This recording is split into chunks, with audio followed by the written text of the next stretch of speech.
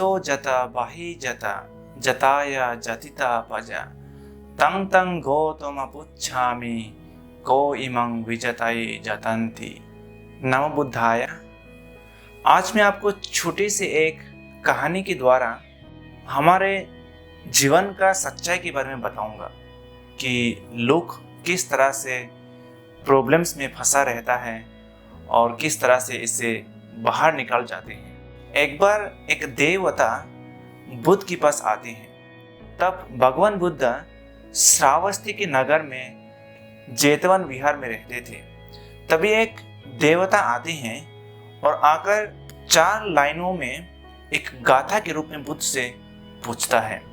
उन्होंने कहा, अंतो जता बाहि जता जताया जतिता पजा तंग तंग गौतम पुच्छामि को इमं विजताय जतंती। ये जो 4 लाइन का गाथा है बहुत ही सुंदर है और मैं आपको बता दूं कि पाली लैंग्वेज बहुत ही प्योर होते हैं, बहुत ही सुंदर होते हैं, सिंपल होते हैं समझने में। हर वर्ड का जो अर्थ है उसे समझाऊंगा। अंतो जता बाहि जता, अंतो यानी अंदर का, जता यानी टेंगल कहा जाता है, यानी प्रॉब्लम्स कह सकता है। जीवन का जो जंजीर होते हैं, हमारे जीवन का जो प्रॉब्लम्स होते हैं उसे आप जता कह सकता है।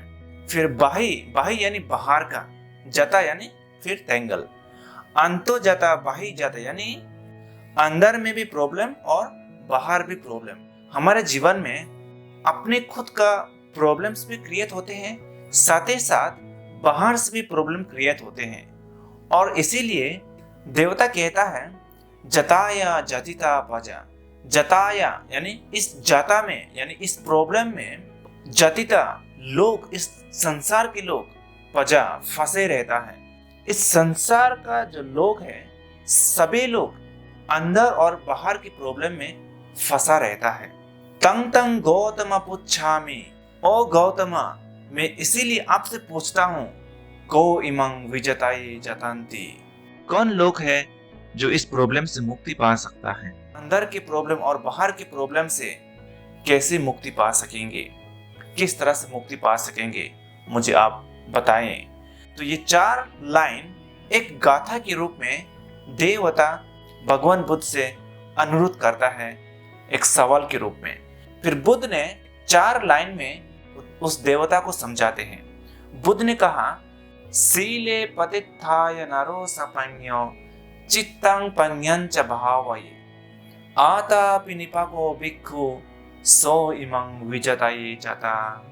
बुद्ध ने कहा, सीले पतित्थाय नरो सपन्यो। सीले यानी मोरालिटी, वर्च्यू, जो अच्छे गुण होते हैं, हमारा जो सदाचार जीवन होते हैं उसे को सीले कहेंगे।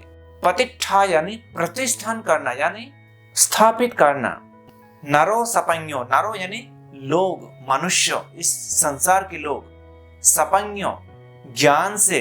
अगर कोई व्यक्ति ज्ञान से अपने जीवन को मोरालिटी के साथ, सदाचार जीवन के साथ स्थापित कर देंगे, और बुद्ध ने कहता है चित्तं पन्यंच भावये। चित्ता यानी मन, माइंड, पन्यंच यानी ज्ञान से, भावये उसको डेवलप करना। अगर कोई व्यक्ति अपने मन को ज्ञान से परिशुद्ध बनाते हैं, आतापि निपाको भिक्खु। आतापि यानी मेहनत करना। किसमें मेहनत करना?